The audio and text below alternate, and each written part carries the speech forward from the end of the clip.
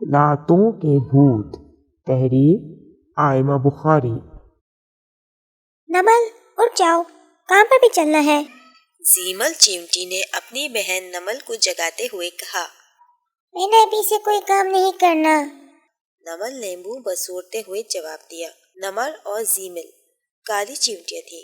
نمل بہت ڈرپوک اور سست تھی، وہ کام سے جی چرانے کے لیے بہانے کرتی، جبکہ زیمل بہت محنتی اور بہادر تھی۔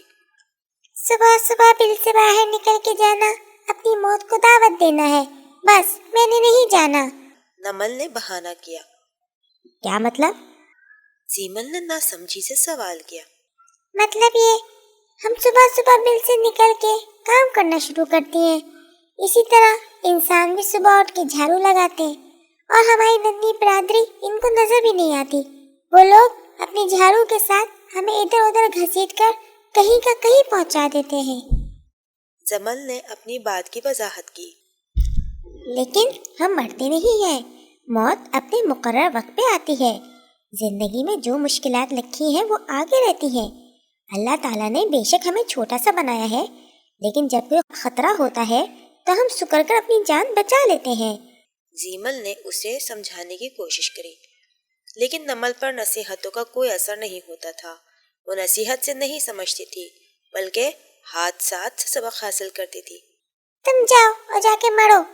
نمل نے غصے سے کہا۔ لاتوں کے بھوت باتوں سے نہیں مانتے۔ زیمل نے افسوس سے سر ہلاتے ہوئے سوچا اور کام کو نکل گئی۔ کافی دیر ہو چکی تھی۔ انسانوں کی دنیا سے جھاڑو کی آوازیں آنا بند ہو گئی تھی اور نمل کی نیند بھی پوری ہو گئی تھی۔ نمل نے سوچا، اب میں نکلتی ہوں اور اب میں آرام سے جا کے کھانا کھا لیتی ہوں۔ نمل غرور سے چل رہی تھی اور جگہ جگہ صاف ستھری وہ اپنی خوراک ڈھونڈنے کی کوشش کر رہی تھی۔ ابھی چند قدم دور اور ہی آگے گئی ہوگی کہ ایک بھاری سی چیز اس کے اوپر گر گئی اور وہ بے ہوش ہو گئی۔ کچھ دیر بعد نمل کو ہوش آیا تو اس نے اپنے آپ کو بہت سارے کپڑوں کے ڈھیر کے پاس پایا۔ اصل میں گیلے کپڑوں کی تار ٹوٹ گئی تھی اور سارے کپڑے اس کے اوپر گر گئے تھے اور وہ ان کپڑوں سے چپک گئی تھی، اور ایک لڑکی وہیں بیٹھی ہوئی کپڑے دھو رہی تھی۔ نمل ان میں سے ایک کپڑے پر چپکی ہوئی تھی۔ وہ اکیلی تھی اور اسے بہت ڈر لگ رہا تھا۔ ارے اللہ میاں جی، آج مجھے معافی دے دیجیے، پھر میں کبھی سستی نہیں کروں گی۔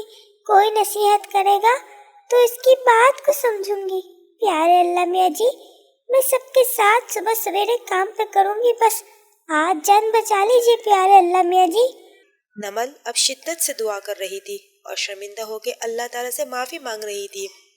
ارے یہ چیمٹی بیچاری مر جائے گی، کپڑے دھونے والی لڑکی نے نمل کو دیکھ کر دل میں سوچا اور گیلی انگلی نمل کے جسم پر لگائی تو وہ انگلی پر چپک گئی۔ لڑکی نے اسے خشک جگہ پہ جھاڑا تو نمل کی جان میں جان آئی۔ اس نے آہستہ آہستہ چل کر اپنا جسم خشک کیا اور اللہ کا شکر ادا کرتے ہوئے اپنی بل کی طرف چلی گئی۔